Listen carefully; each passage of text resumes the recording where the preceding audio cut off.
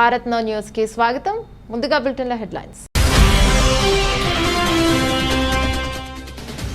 భారత్ చేరుకున్న రష్యా అధ్యక్షుడు Vladimir Putin. ప్రధాని మోదీతో సమావేశం.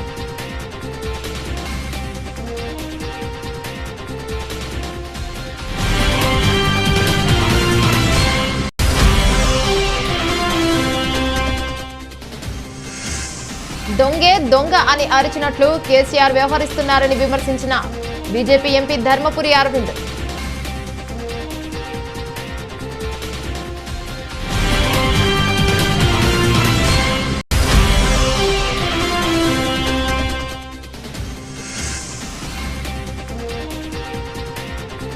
సాయుధ దళాల పతాక దినోత్సవ నిధికి సీఎం జగన్ విరాళం.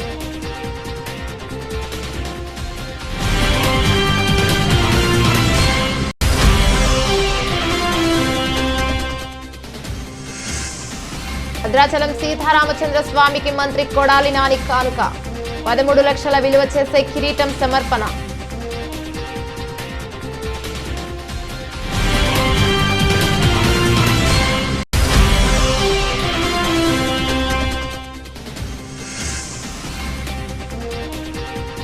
రహానే గిల్ కు షాక్. ఆకాష్ చోప్రా ఫేవరెట్ జట్టులో దక్కని చోటు.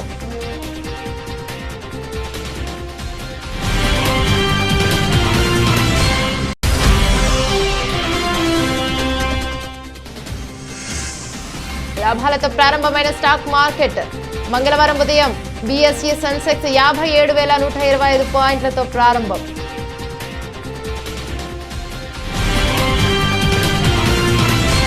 ప్రధానమంత్రి నరేంద్ర మోదీ రష్యా అధ్యక్షుడు వ్లాదిమిర్ పుతిన్ తో ఢిల్లీలోని హైదరాబాద్ హౌస్లో సోమవారం సాయంత్రం సమావేశమయ్యారు. ఇరు దేశాధినేతల మధ్య ద్వైపాక్షిక సంబంధాలపై చర్చలు కొనసాగుతున్నాయి. ఈ నేపథ్యంలో పలు కీలక ఒప్పందాలపై వారు సంతకాలను చేయనున్నారు. కాగా అంతకుముందు భారత్ రష్యాల మధ్య జరిగిన 2+2 సమావేశాలు 4 కీలక ఒప్పందాలపై ఇరు దేశాలు సంతకాలను చేశాయి. రైఫిల్స్ తయారీలో పాటు రానున్న 10 ఏళ్ల రక్షణ సహకారంపై ఒప్పందం చేసుకున్నాయి. ఈ భేటీలో భారత్ రష్యా రక్షణ విదేశాంగ శాఖ మంత్రులు పాల్గొన్నారు. ఇరు దేశాల వ్యూహాత్మక భాగస్వామ్యాన్ని మరింత బలోపేతంపై చర్చలు జరిపారు.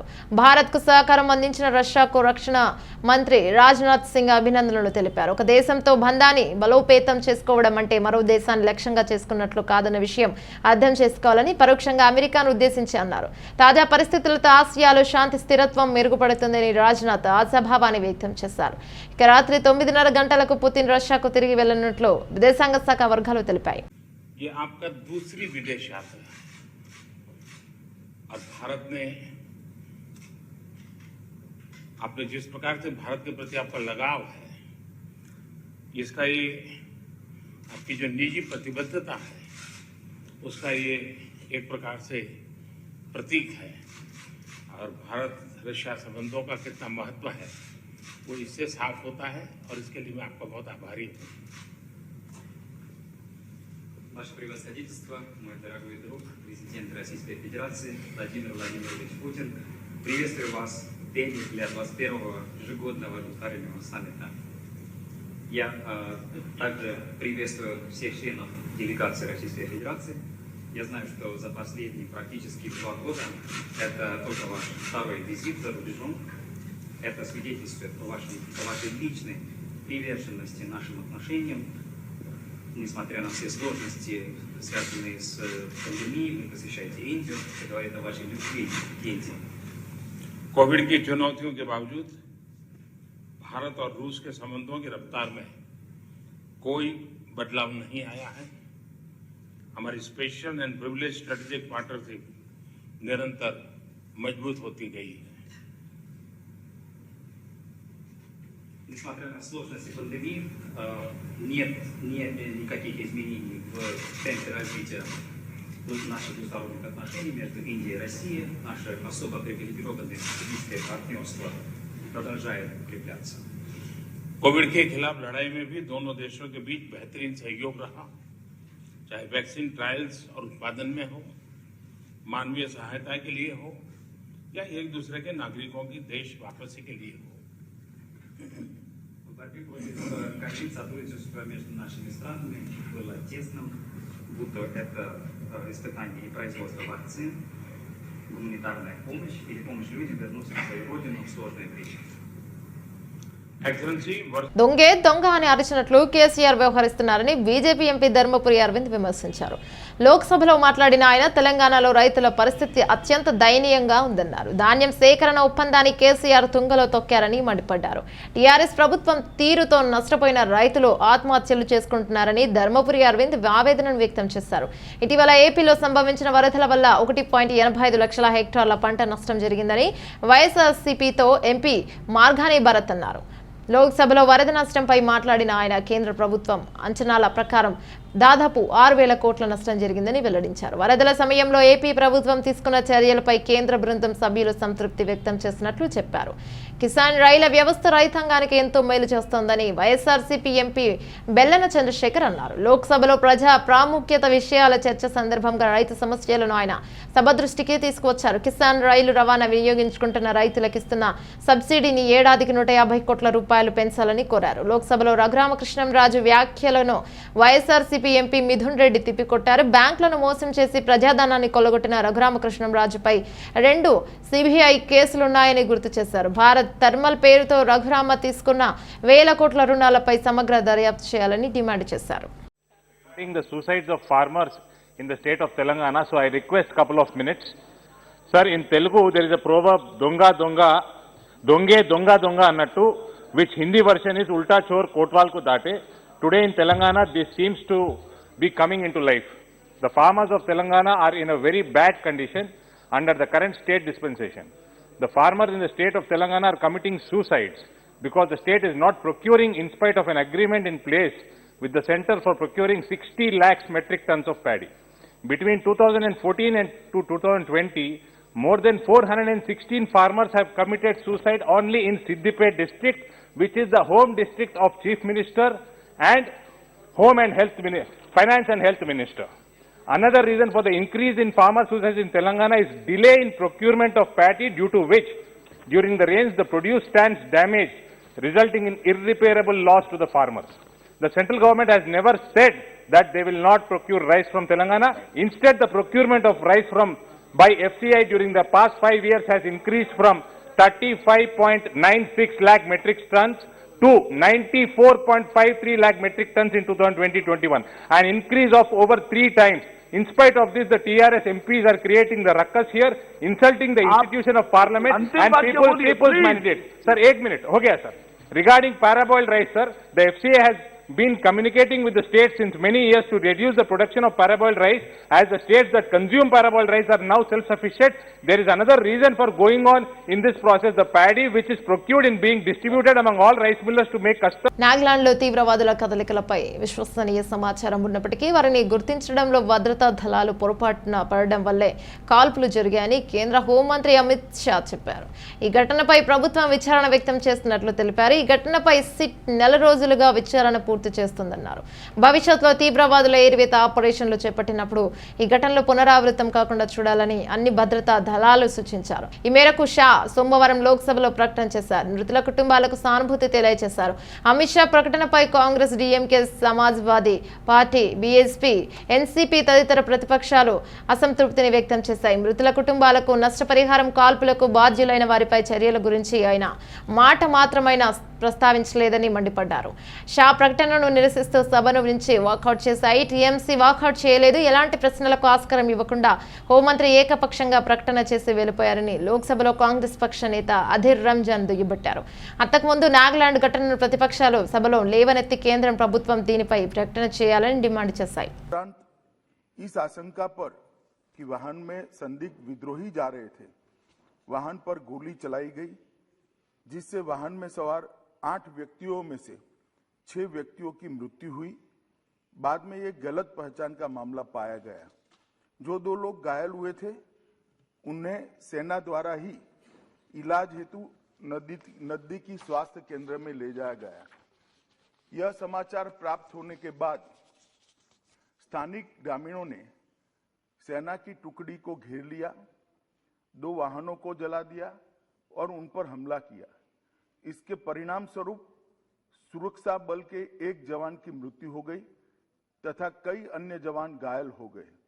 अपनी सुरक्षा में तथा भीड़ को तितर बितर करने के लिए सुरक्षा बलों को गोली चलानी पड़ी, जिससे 7 और नागरिकों की मृत्यु हो गई तथा कुछ अन्य घायल हो गए। स्थानीय प्रशासन और पुलिस ने स्थिति को सामान्य करने के प्रयास किए हैं। अभी स्थिति तनावपूर्ण लेकिन नियंत्रण में बनी हुई है। पुलिस महानिदेशक नागालैंड और आयुक्त नागालैंड ने दिनांक 5/12/21 को घटनास्थल का दौरा किया। ताजिद पुलिस थाने में घटना के बारे में प्राथमिकी दर्ज की गई है और मामले की गंभीरता को ध्यान में रखते हुए సాయుధ దళాల పతాక దినోత్సవం నిధికి ముఖ్యమంత్రి వైఎస్ జగన్మోహన్ రెడ్డి విరాళం ఇచ్చారు. AP Sainik welfare director brigadier V Venkatareddy, VSM retired సైనిక సంక్షేమ శాఖ ఉన్నతాధికారులు మంగళవారం ముఖ్యమంత్రి క్యాంపు కార్యాలయంలో సీఎం వైఎస్ జగన్ మర్యాదపూర్వకంగా కలిశారు. ఈ సందర్భంగా brigadier V Venkatareddy CM Jagan కి జ్ఞాపికను అందజేశారు.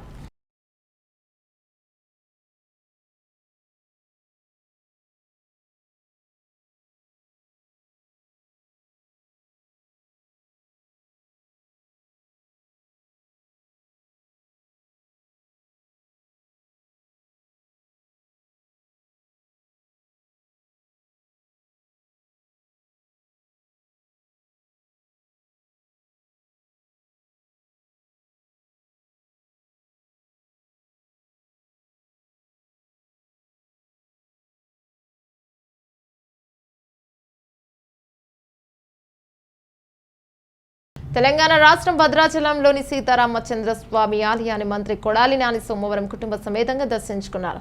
భద్రాద్రి రాముడికి ప్రత్యేక పూజలు చేశారు. స్వామివారి కోసం చేయించిన 13 లక్షల విలువైన స్వర్ణ కిరీటాన్ని ఆలయ కార్యనిర్వహణాధికారి శివాజీకి మంత్రి అందజేశారు. అనంతరం పండితులు వేదాశీర్వచనం చేసి స్వామివారి ప్రసాదాలను అందజేశారు. ఈ సందర్భంగా మంత్రి కొడాలి నాని మాట్లాడుతూ తెలుగు రాష్ట్రాల్లోని ప్రజలు సుఖ సంతోషాలతో విరసిల్లాలని, ఆంధ్రప్రదేశ్ అభివృద్ధికి అహర్నిశలు శ్రమిస్తున్న సీఎం జగన్ కు అవసరమైన శక్తిని ప్రసాదించాలని సీతారామచంద్ర స్వామిని ప్రార్థించినట్లు చెప్పారు. ప్రతిపక్ష నేత చంద్రబాబుకు మీడియా మైక్లో కనిపిస్తే రెచ్చిపోతారని, కడుపు మంట వెళ్లగక్కుతారని మంత్రి బొత్స సత్యనారాయణ మండిపడ్డారు. ప్రభుత్వంపై బురద చల్లడమే ఆయన పనిగా పెట్టుకున్నారన్నారు. చిత్తశుద్ధి పనిచేయాలనే తపన ఆయనలో లేదని దుయ్యబట్టారు. తాను అబద్ధాలు ఆడుతున్నానని బుచ్చయ్య చౌదరి చెప్తున్నారని, ధైర్యం ఉంటే చర్చకు రావాలంటూ సవాల్ విసిరారు. తాడేపల్లిలోని వైఎస్ఆర్సీపీ కేంద్ర కార్యాలయంలో ఆయన సోమవారం మాట్లాడారు. రాజ్యాంగ పరిధిలో బాబు పాలన చేస్తే 23 సీట్లకు ఎందుకు దిగజారని ప్రశ్నించారు.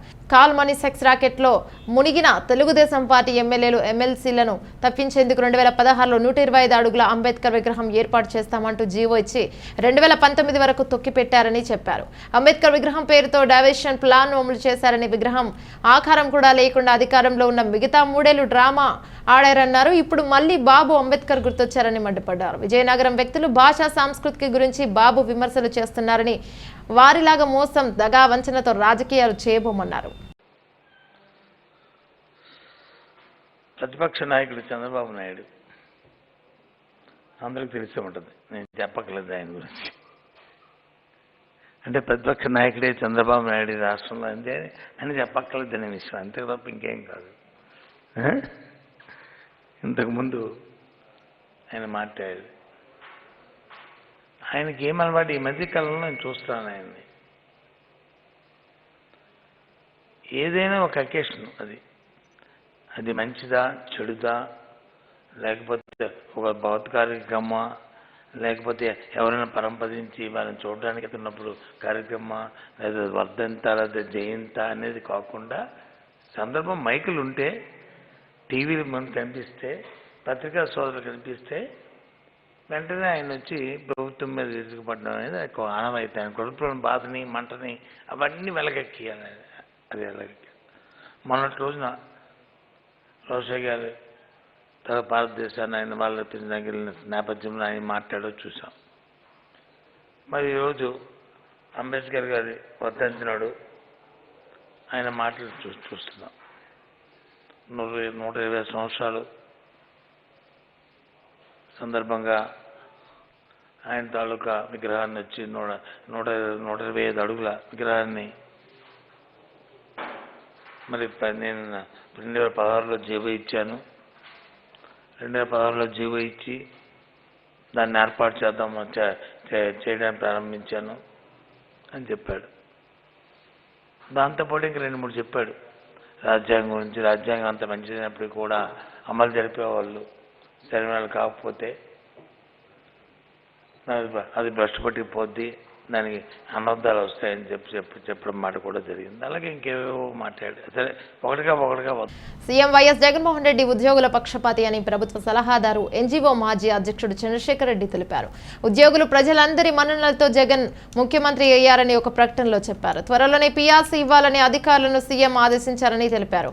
సీఎం జగన్ అధికారంలోకి వచ్చిన వెంటనే అడక్కపోయినా 27% మధ్యంతర వృత్తిని ఇచ్చారని తెలిపారు. ఆర్టీసీని ప్రభుత్వంలో విలీనం చేశారన్నారు.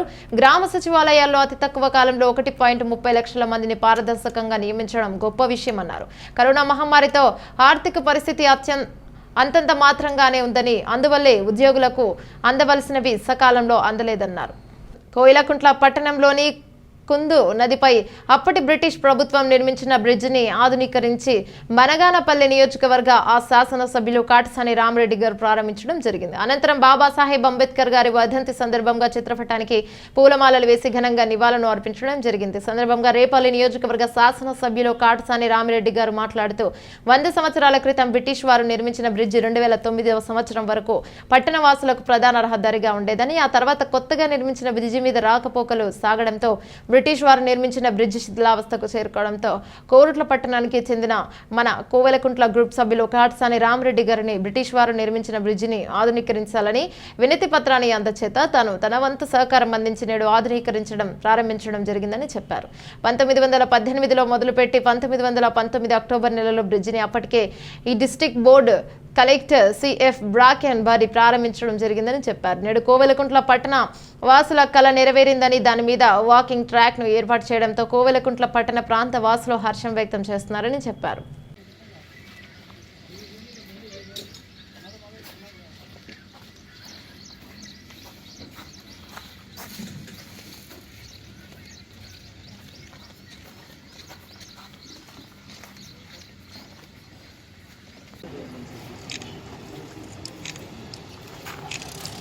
నా ఒక్క సెకండ్ ఓకేనా?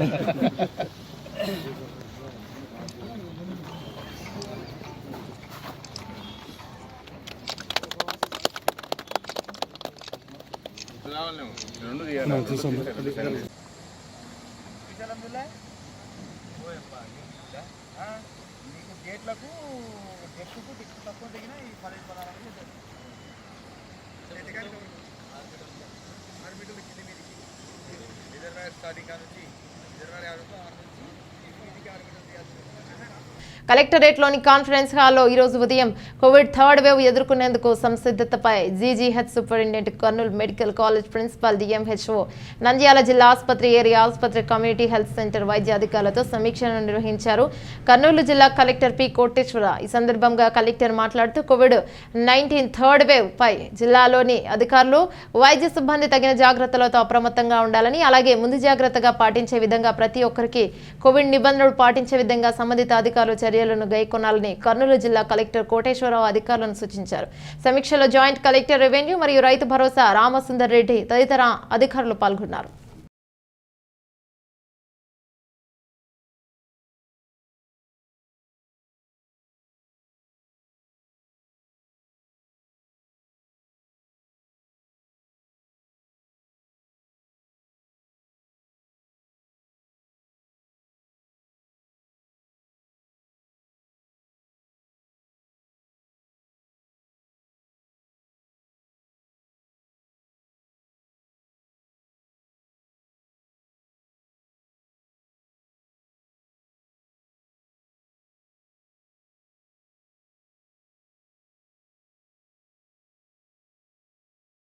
మంచిర్యాల జిల్లా మందమరి డివిజన్ అన్ని డిపార్ట్మెంట్ల కార్మికులు ఎస్ఆర్పీసీ వర్క్షాప్ రెస్క్యూ సిబ్బంది కార్మికుల భద్రతలో భాగంగా సింగరేణి హైస్కూల్ మైదానం నుండి కార్మికులు హెల్మెట్ ర్యాలీని ఏరియా జీఎం చింతల శ్రీనివాస్ ప్రారంభించారు. అనంతరం వారు మాట్లాడుతూ ద్విచక్ర వాహనంపై వచ్చే వారందరూ ఇంటి నుండే భద్రతను పాటించాలని ఆర్కేపీ సిహెచ్పి యందు హెల్మెట్ అవగాహన సదస్సును పిలుపు మేరకు అన్ని గనులు డిపార్ట్మెంట్లలో హెల్మెట్ ర్యాలీ నిర్వహించారు. బైక్ ప్రమాదాలలో 80% శిరస్సు ప్రమాదంలో చనిపోతున్నారని, శిరస్త్రావణం ధరిస్తే మీ కుటుంబం రక్షించబడుతుందని అన్నారు. ఒక చిన్న సెల్ ఫోన్ కే స్క్రీన్ గార్డ్ పెడుతున్నాం కానీ మన ముఖానికి సేఫ్టీ గార్డ్ పెట్టకపోవడం మన నిర్లక్ష్యంగా ఉండకూడదు అన్నారు. రక్షణ ఒక అలవాటుగా మారితే మనం ఇంటిలో, పనిలో, గనిలో, మదిలో పాటిస్తాం. కాబట్టే ఇంటి వద్దనే ఉండి రక్షణ అనే నినాదంతో ఈ కార్యక్రమం నిర్వహించామని తెలిపారు. ముందు నడుపుతూ మనము మన కుటుంబ సభ్యుల్ని ఆరోగ్యంగా ఉంచుతూ మన సంస్థ అభివృద్ధిలో మనం పాటుపడుతూ ఉన్నాం. దీంట్లో భాగంగా మనం సంస్థలో సుమారు 70% మంది వరకు ఉద్యోగులు 2 వీలర్పై ప్రయాణం చేస్తూ ఉన్నారు. చాలా మటుకు కొందరు 4 వీలర్స్ ఉన్నాయి, కొందరికి అతి తక్కువ మందికి, ఇంకా చాలా తక్కువ మంది మనకు ఆర్టీసీ బస్సులలో కానీ పనిచేస్తూ వస్తూ వాళ్ళ విధుల్లో పాల్గొంటూ ఉన్నారు. అయితే 2 వీలర్ వాడుతున్నప్పుడు వాడాల్సిన మినిమం పీపీఈ అంటే పర్సనల్ ప్రొటెక్టివ్ ఎక్విప్మెంట్ వాడాలి అన్న ఉద్దేశంతో అందరు ఉద్యోగుల్లో చాలా చక్కటి సంకల్పాన్ని కల్పించే ఉద్దేశంతో గౌరవనీయులు గురువయ్య గారు, జిఎం సేఫ్టీ కార్పొరేట్ గారి ఆదేశాల మేరకు అన్ని మైన్స్ డిపార్ట్మెంట్లలో ఈ బైక్ ర్యాలీని మనం నిర్వహించాము. దాంట్లో భాగంగా నేడు మగా బైక్ ర్యాలీ నిర్వహించడానికి మనం అన్ని రకాలుగా సన్నద్ధమయ్యాం. దీంట్లో ముఖ్యంగా ఎస్ఎన్పిసి రెస్క్యూ ఓదల్ గారు ముఖ్యంగా ఈ కార్యక్రమ సూత్రధారి, అట్లాగే భూషణ్ గారు, జిత్తారెడ్డి గారు, ప్రభాకర్ గారు, కిషోర్ గారు, రవి గారు మరియు ఎస్ఎన్పిసి రమేష్ గారు అందరికీ శుభోదయం. ఇంత చక్కటి కార్యక్రమం ముఖ్యంగా మనం పెద్దలు చాలా మటుకు చెప్తూ ఉంటారు.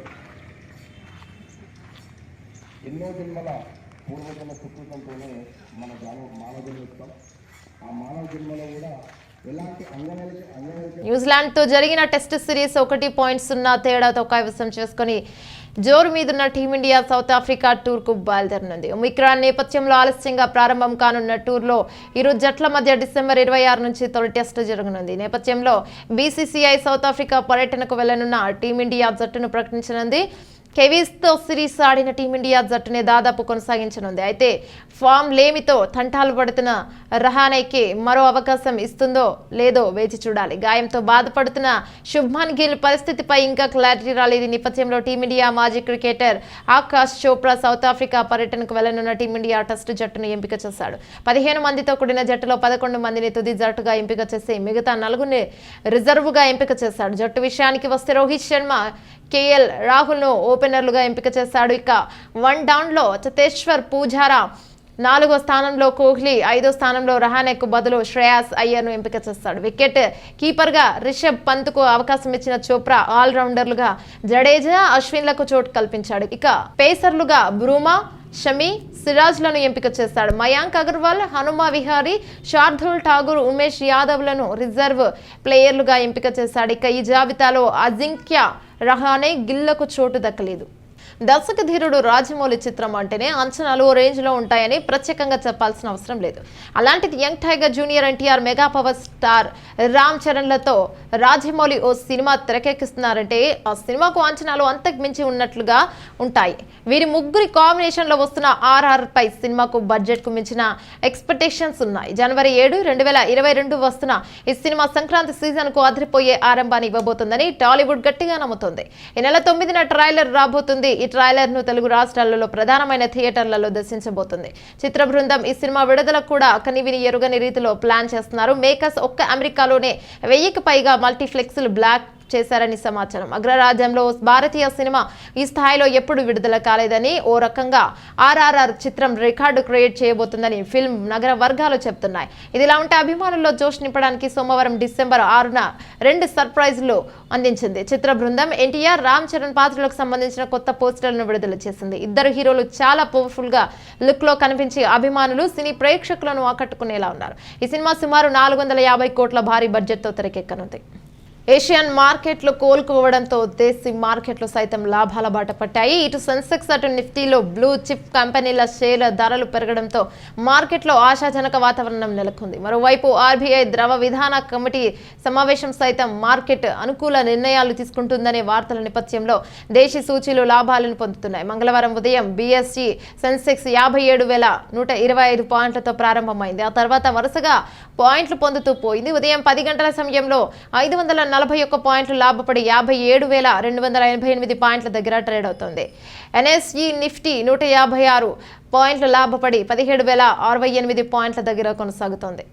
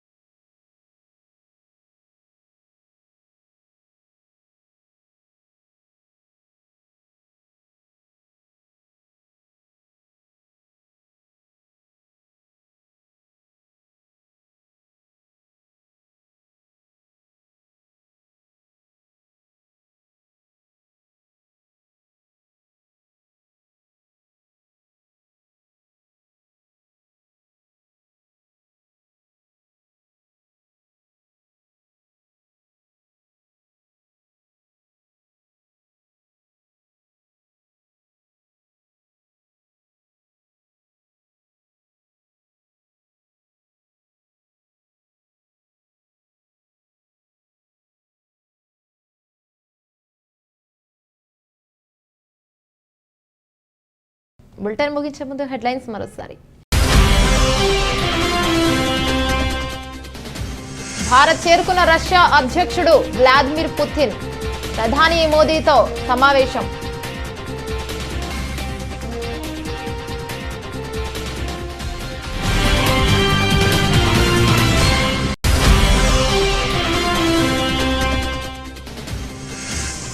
దొంగే దొంగ అని అరిచినట్లు కేసీఆర్ వ్యవహరిస్తున్నారని విమర్శించిన బీజేపీ ఎంపీ ధర్మపురి అరవింద్.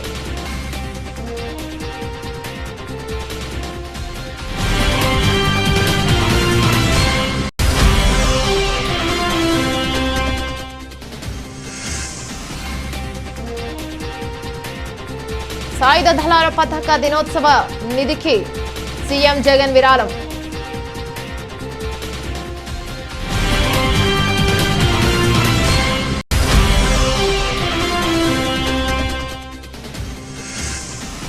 భద్రాచలం సీతారామచంద్ర స్వామికి మంత్రి కొడాలి నాని కానుక, 13 లక్షల విలువ చేసే కిరీటం సమర్పణ.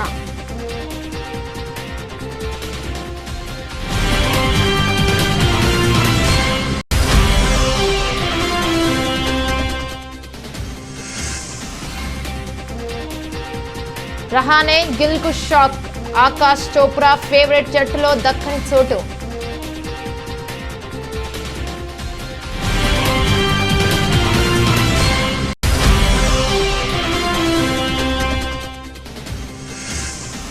లాభాలతో ప్రారంభమైన స్టాక్ మార్కెట్. మంగళవారం ఉదయం BSE సెన్సెక్స్ 57,125 పాయింట్లతో ప్రారంభం.